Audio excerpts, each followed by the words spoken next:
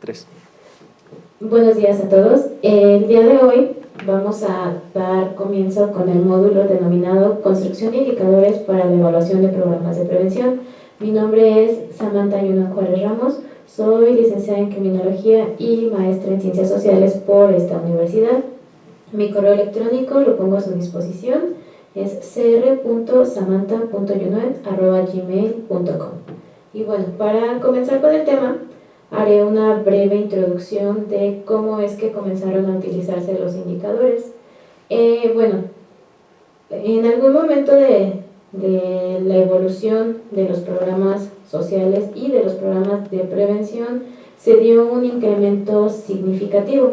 Derivado de este incremento es que comenzó a considerarse importante la evaluación de proyectos sociales, ya como parte de la actividad meramente profesional, y de esta manera gobiernos, agencias internacionales y los mismos contribuyentes o las mismas financiadoras de estos proyectos sociales comenzaron a tener dudas acerca si los programas en los que se estaban invirtiendo grandes cantidades de dinero, pero también grandes cantidades de recursos, tiempo y esfuerzos, pues en realidad estaban produciendo los resultados para los cuales habían sido diseñados. Entonces, a partir de esto, pues poder tomar decisiones de pues seguir manteniéndolos, abandonarlos, hacerles correcciones, poder determinar también si habían alcanzado los objetivos para los cuales habían sido planteados o probablemente habían producido algunos efectos adicionales, estos efectos en un sentido positivo, pero también podría tratarse de efectos no deseables. En la década de 1930 podemos identificar los inicios de la evaluación de programas, esto en Estados Unidos. Se hace una propuesta de aplicar una metodología de investigación rigurosa para el análisis de los efectos y resultados de los programas sociales y de acción comunitarios.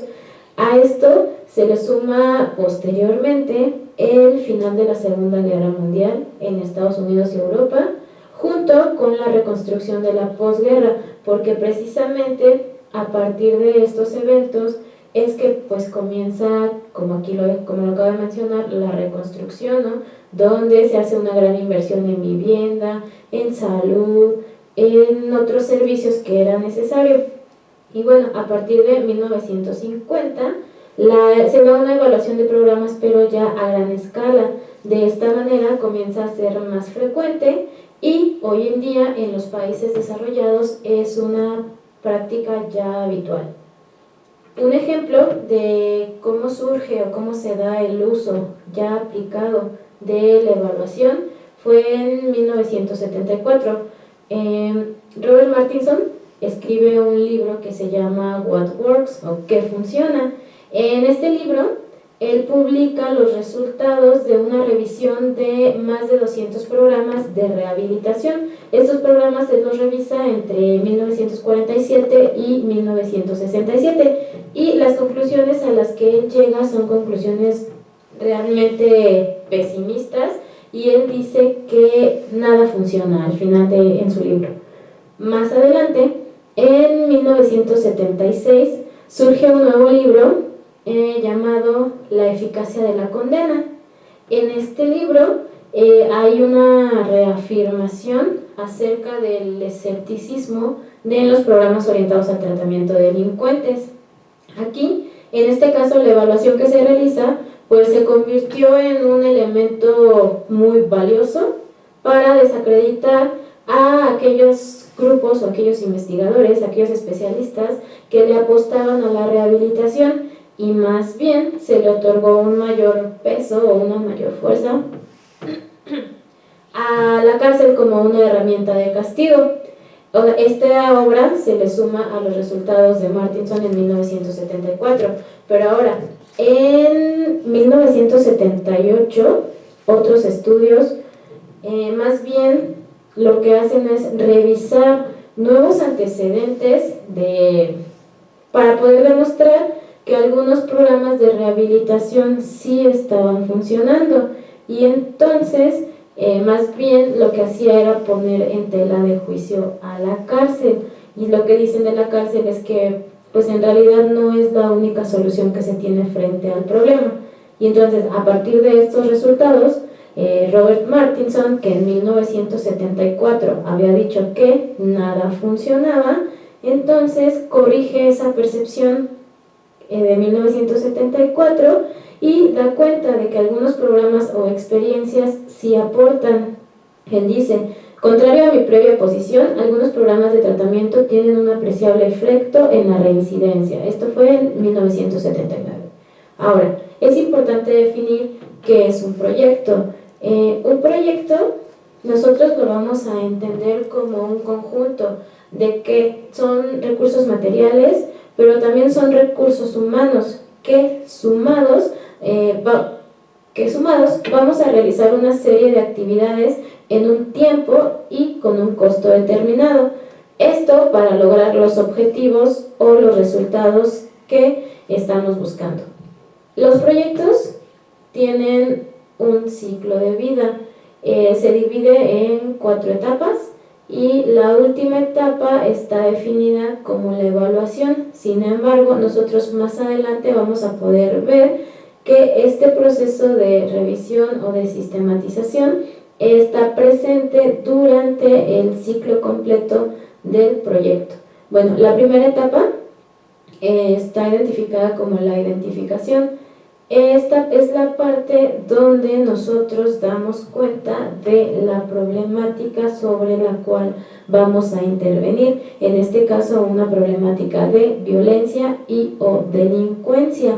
Es aquí donde nosotros caracterizamos a la situación, es decir, la parte del diagnóstico, donde decimos qué está pasando, cuáles son los factores de riesgo, cuáles podemos identificar como factores de protección, los actores que están involucrados, desde cuándo es un problema, etcétera, todo lo que involucra un diagnóstico. En la parte denominada formulación, que es la segunda etapa, aquí damos cuenta precisamente del diseño de la estrategia, es decir, tiene que ver con la toma de decisiones respecto de las acciones que se van a llevar a cabo para corregir la situación problemática y para dar paso a la siguiente etapa, que es la de ejecución y seguimiento. Aquí es propiamente la aplicación de esas estrategias y su monitoreo. Y terminamos con la parte de la evaluación, entendida, como les comentaba, como la parte final, donde hacemos una revisión de cuál fue el impacto de esta intervención, si se alcanzaron los resultados, entre otras cosas. Ahora, hablando específicamente de la evaluación, vamos a definir a esta como fijarle el valor a una cosa, es decir, a un concepto le asignamos un valor. Este puede ser cualitativo o cuantitativo, de tal manera que nos ayuda a medir y comparar. En este caso, pues nosotros como diseñadores y como evaluadores vamos a elegir cuáles son esos criterios o cuáles son esos patrones que vamos a seguir. La evaluación se utiliza para referirse al acto de juzgar o apreciar la importancia de un determinado objeto, situación o proceso en relación con ciertas funciones que deberían cumplirse o en relación con ciertos criterios y o valores. Es decir, nosotros al final con la evaluación vamos a emitir un juicio, vamos a emitir una valoración de aquellas estrategias que se llevaron a cabo. Por evaluación también vamos a entender que es asignar un valor este valor nos va a permitir, como les decía hace un momento, juzgar cantidades, grados, condiciones, calidad, efectividad, entre otras cosas. Es decir, en todas estas definiciones nosotros podemos encontrar el común denominador, que es el de juzgar y el de asignar un valor a algo. Aquí es bien importante tomar en cuenta la parte de la importancia de la medición y también la comparación, esto para poder calificar a nuestro objeto de estudio, que en este caso es un programa o un proyecto. Entonces, por un lado, con la evaluación nosotros tenemos que es el acto de medir, y esa medición la vamos a utilizar para determinar cuáles fueron esos logros o esos resultados en comparación con qué, en comparación con los objetivos de ese programa o de ese proyecto con el que nosotros estamos trabajando. Una definición más que podemos utilizar sobre evaluación es la que nos ofrecen Rossi y Freeman en 1993. Sobre la evaluación nos dicen que es la aplicación sistemática de procedimientos y métodos de investigación social para evaluar y sopesar la conceptualización, diseño, implementación y utilidad de programas de intervención social. ¿Por qué esta definición me parece tan valiosa? Porque ya está introduciendo la idea de la aplicación de una metodología de la investigación, esto entendido también como una metodología científica. Y bueno, si pensamos en las características o las cualidades de la información que se produce a partir de la aplicación de una metodología científica, entonces estamos hablando de resultados objetivos, obtenidos de una manera sistemática, resultados que son reales, que son verificables, etc. Entonces estamos hablando ya de información de calidad, de información que puede ser contrastada y que puede ser verificada. Entonces, los evaluadores para esto, pues vamos a utilizar una metodología científica para juzgar, para analizar, para evaluar los resultados, pero también esas formas en que se pueden mejorar los programas y las políticas de prevención. Esto, como decíamos al inicio, en todas las etapas del ciclo de vida de un proyecto. Ahora, es bien importante reconocer o es bien importante distinguir que cuando hacemos estos ejercicios de evaluación, no estamos haciendo propiamente investigación social. ¿Cuál es la diferencia? Que la investigación social se queda solamente en la parte de la acumulación de la información. Sin embargo, cuando hacemos estos ejercicios de investigación o aplicamos una metodología científica para hacer evaluación, el uso o el propósito que se le da a la información pues va más allá de la simple investigación, es decir, los resultados nosotros les estamos dando un uso, estamos hablando más bien de una investigación aplicada. Y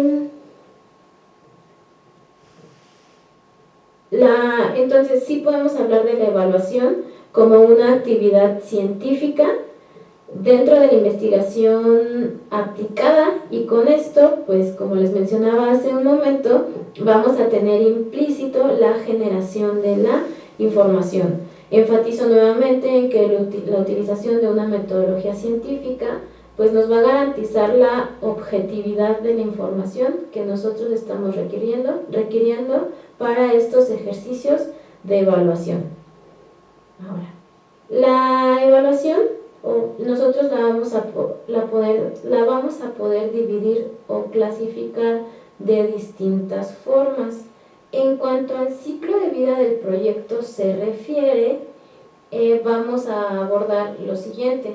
Tenemos la evaluación ex ante, tenemos la evaluación intermedia y también tenemos la evaluación ex post. Cada uno de estos tipos de evaluación va a corresponder a un momento del ciclo de vida del proyecto que mencionamos hace un momento.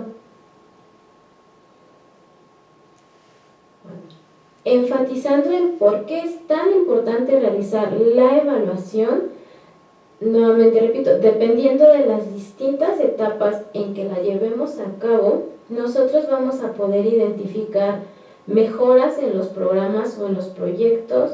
Si la realizáramos al final podríamos estar hablando de cuáles fueron sus resultados, cómo vamos a contribuir al desarrollo de la sociedad, etc.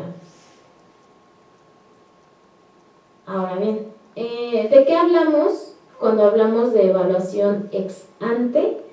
Esta evaluación a nosotros nos va a permitir proporcionar información y establecer criterios racionales para decidir sobre la conveniencia técnica de aplicar un programa, es decir, la viabilidad técnica y jerarquizar los proyectos. Una evaluación ex ante a nosotros nos va a permitir tomar decisiones respecto de las actividades que vamos a realizar o que estamos proponiendo, de cuáles van a ser esas acciones que vamos a llevar a cabo y poder evaluar si en realidad corresponden a las necesidades, es decir, si eso que nosotros estamos proponiendo es adecuado para resolver o para intervenir en la problemática. Entonces, aquí, ¿qué le podemos sumar a esta evaluación? Si es posible alcanzar objetivos, si hay una correspondencia entre lo que vamos a realizar y los recursos disponibles, etc. Aquí algunas herramientas de las que nosotros nos vamos a poder apoyar es el uso del modelo costo-beneficio o costo-efectividad. Cuando hablamos de una evaluación intermedia, estamos hablando de una evaluación que se hace durante la intervención, es decir, en esta etapa ya estamos en la ejecución del proyecto y aquí nos va a permitir revisar el desarrollo y la operación de las acciones. Esto con el propósito de analizar su eficiencia operacional y poder programar o reprogramar de acuerdo con los resultados del análisis. Es decir, aquí durante la evaluación intermedia nosotros nos podemos hacer la pregunta: ¿es necesario mejorar algo, alguna de las acciones? ¿Es necesario hacer ajustes? También podemos realizar una revisión, por ejemplo, del presupuesto y o de los recursos que tenemos disponibles, entre otras cosas. Ahora, cuando hablamos de una evaluación ex post, pues nosotros aquí es donde vamos a enfrentar una evaluación muchísimo más desarrollada o muchísimo más utilizada que las anteriores. Es la evaluación que se realiza al final del ciclo de vida de nuestro proyecto, que es la más frecuente, ha sido la más utilizada, y aquí lo que nos va a permitir medir es el logro de los objetivos, es decir, qué nos propusimos al inicio con nuestro proyecto y hasta dónde llegamos, qué fue lo que pudimos crear al final. Como podemos ver entonces, la evaluación ex post evalúa los objetivos.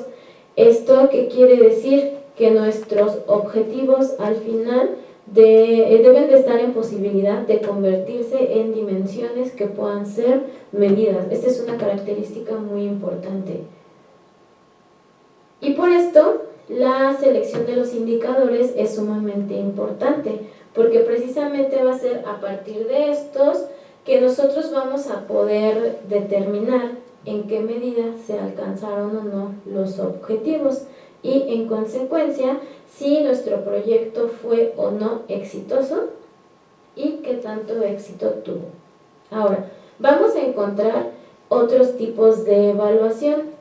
La primera, por su ubicación temporal, me voy a regresar un poco solamente para aclarar que en el caso de los tipos de evaluación que acabamos de ver, estos están organizados en función del ciclo de vida del proyecto. Ahora, vamos a poder hacer otro tipo de clasificaciones, como su ubicación temporal, según su objeto. El tercer tipo es según el evaluador y el último es según los instrumentos que se utilizan para recolectar la información. Cuando hablamos de la evaluación de acuerdo con su ubicación temporal, aquí es donde entra la clasificación nuevamente de la evaluación que acabamos de revisar: ex ante, intermedia y ex post o terminal. De una manera muy breve, entonces la evaluación ex ante tiene el objetivo de proporcionar información y establecer criterios racionales para decidir sobre la conveniencia técnica de aplicar un programa. En el caso de la evaluación intermedia, esta nos va a permitir revisar el desarrollo y la operación de las acciones que estamos llevando a cabo. Y en el caso de la evaluación ex post o terminal, más bien vamos a medir el logro de los objetivos que se plantearon inicialmente. Ahora, de acuerdo con el objeto, vamos a tener dos tipos de evaluación: por el propósito y por su naturaleza, escala y niveles. En el caso del propósito, nosotros vamos a poder hablar de una evaluación de resultados, es decir, de objetivos y de procesos, mientras que en el caso de la evaluación por su naturaleza, escala y niveles, nosotros más bien podemos alcanzar dos posibilidades: una evaluación de corte descriptivo o una evaluación de corte explicativo. Cuando hablamos de una evaluación descriptiva, estamos frente a una evaluación más bien narrativa de las clasificaciones, taxonomías, que nos van a ayudar a detallar cuáles fueron esos fenómenos o esos procesos que se llevaron a cabo. En el caso ya de una evaluación más bien explicativa, lo que nosotros pretendemos es la construcción de modelos causales. Y pongo un ejemplo. En la imagen nosotros podemos ver cómo se está interviniendo, cómo en esta estrategia que se propone lo que buscan es intervenir sobre el consumo de drogas. La imagen representa cuáles son las relaciones que se establecen, o sea, relaciones de causalidad que se establecen entre los factores que se identificaron. Comienza en la esquina superior izquierda con el contexto comunitario.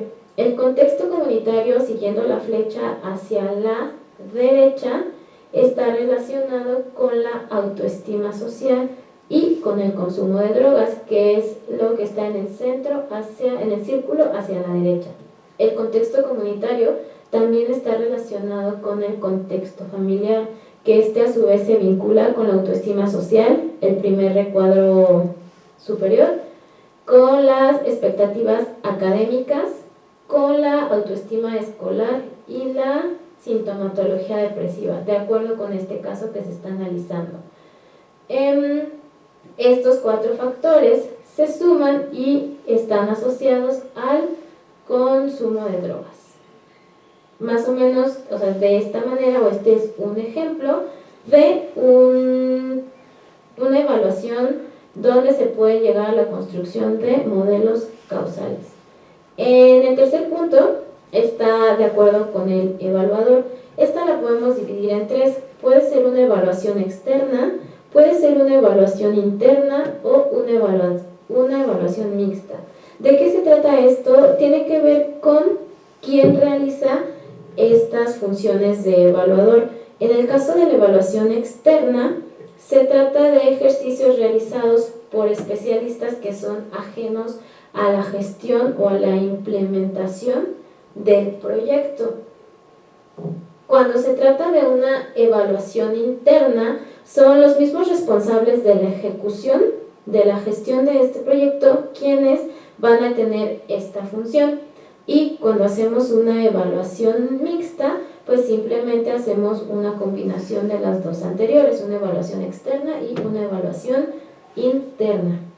Y ahora, de acuerdo con el tipo de instrumentos que se utilizan para la evaluación, podemos identificar dos formas: los instrumentos cuantitativos y los instrumentos cualitativos. En el caso de los instrumentos cuantitativos, nos pueden ayudar a determinar criterios de rentabilidad de los proyectos para poder conocer la conveniencia de realizar una acción social, o en su caso, pues poder examinar la rentabilidad económica de un proyecto futuro, en un curso, que está en curso, o finalizado. Algunos instrumentos que nosotros podemos utilizar para apoyarnos en esta evaluación son las encuestas y la evaluación por indicadores. En el caso de los instrumentos cualitativos, vamos a enunciar algunos procedimientos más bien genéricos que son de uso común en los proyectos de desarrollo, que también pueden ser agrupados en dos tipos de familias: la observación y la entrevista. Ahora, vamos a definir ¿Qué son los indicadores? Ya hablamos un poco del proyecto, ya mencionamos el ciclo de vida de un proyecto, los tipos de evaluación. Ahora, bueno, hemos mencionado mucho la parte de los indicadores. ¿Qué es un indicador? Un indicador es una herramienta cuantitativa o cualitativa que nos va a permitir mostrar indicios o señales de una situación, una actividad o un resultado. Es decir, el indicador va a ser esa herramienta, va a ser ese instrumento que a nosotros nos va a apoyar para asignar los valores que estamos buscando y poder realizar las comparaciones. ¿Cuáles son las características mínimas de un indicador? Como lo mencioné hace un momento, los indicadores pueden ser cuantitativos o pueden ser también cualitativos. También es bien importante reconocer que los indicadores a nosotros nos van a brindar información que es relevante respecto de algo. El tercer punto, el indicador debe interpretarse de una única manera, es decir, que cualquiera que lea ese indicador entienda lo mismo, pueda medir lo mismo y utilizarlo de la misma manera. Por ejemplo, un caso muy sencillo, cuando nosotros vamos conduciendo y estamos frente a un semáforo, tenemos 3 colores, tenemos 3 indicadores. Está claro para todos que cuando el semáforo está en rojo, significa que vamos a detener el auto, significa que no podemos avanzar, que no vamos a acelerar, no tiene otro significado más que detener el auto. Siguiente, los indicadores serán instrumentos para monitorear avances en cada objeto planteado, es decir, nos van a brindar información que nos permita comparar. ¿Qué otras características tienen los indicadores? Son únicos en el sentido de que se construyen indicadores de acuerdo con los objetivos. No hay indicadores genéricos que se puedan utilizar todos en distintos programas. Más bien, los indicadores se van a construir de acuerdo con los objetivos que está planteando el proyecto o el programa. Siguiente. Dado que un indicador provee evidencia de una condición o estado de las cosas, del logro de resultados, esta información pues puede ser de naturaleza cuantitativa o de naturaleza cualitativa. Y también bien importante reconocer que un indicador siempre va a representar la relación entre 2 o más variables. ¿Qué quiero decir con esto?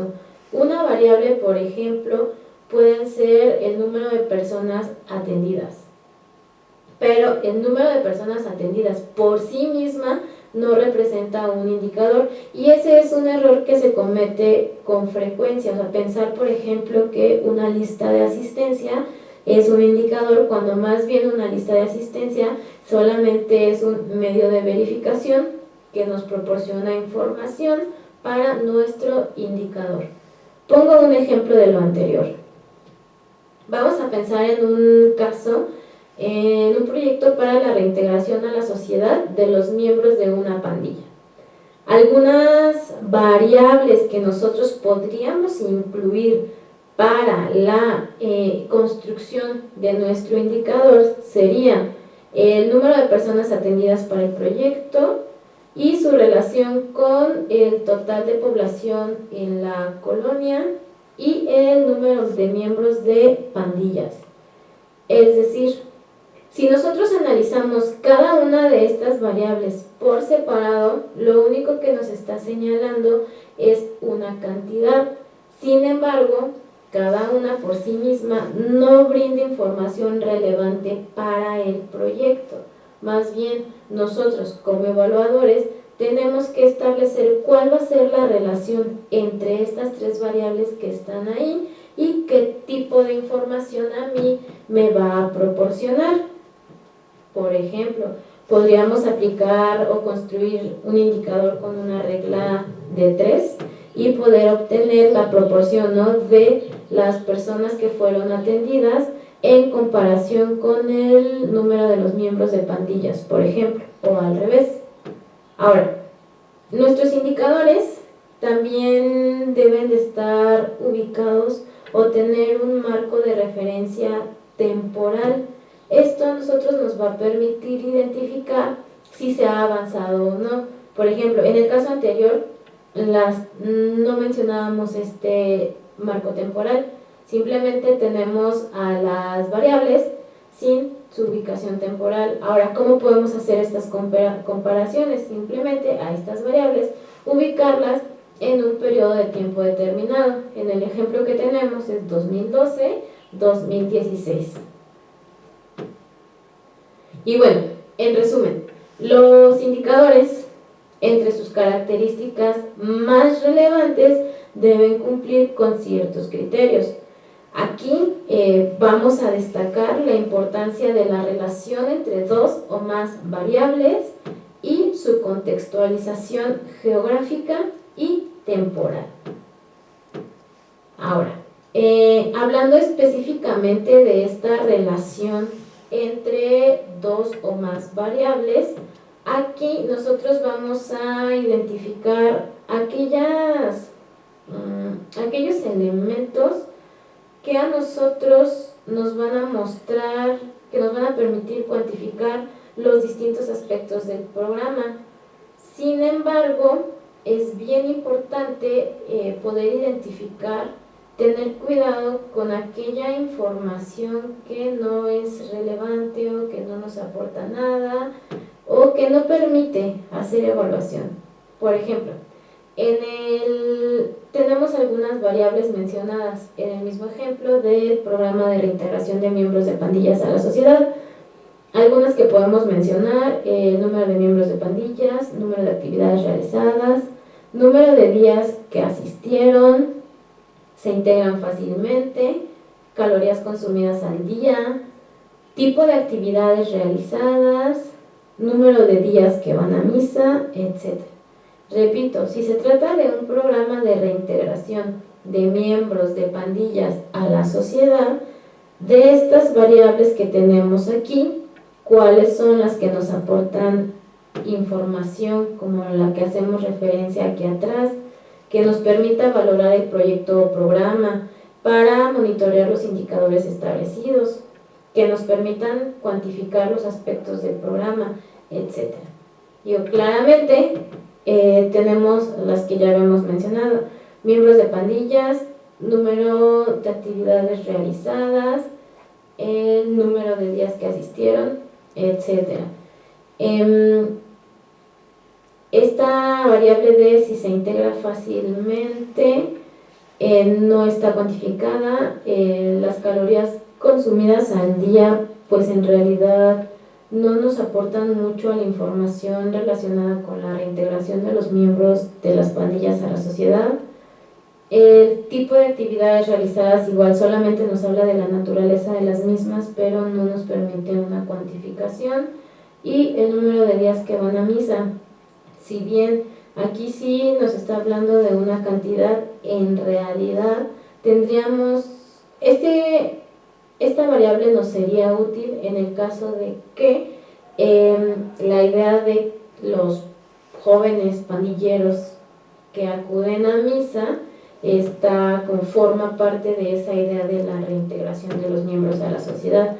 Aquí tendría que ver con cómo operacionalizamos la reintegración, y sí, en ese contexto el hecho de que las personas acudan a misa pues forma parte de sus actividades.